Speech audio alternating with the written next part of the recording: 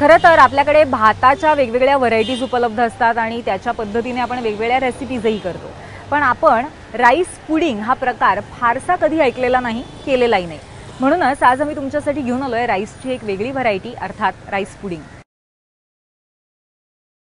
मी DY. Patil युनिव्हर्सिटीमध्ये chef Michael स्वामी आणि आपल्यासाठी एक राईस पुडिंग बनवते. ही राईस पुडिंगसाठी दूध, पाण्याचे पान, बासमती चावल, कंडेन्स मिल्क आणि टॉपिंगलासाठी पिस्ता. चावल आम्ही राईसला थोडा टोस्ट करायला पाहिजे. 1 मिनिटातला थोडा स्टर कर. कंडेन्स मिल्क, थोड़ा कंडेंस मिल्क टाका, 2 कप दूध टाका और 1 कप कंडेंस मिल्क टाका. जोपर्यंत हा राईस शिजतोय आम्ही आता पान काटणार.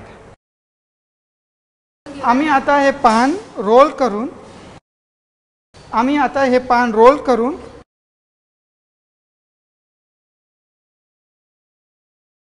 कापून करून याच्यात जास्त फ्लेवर येणार.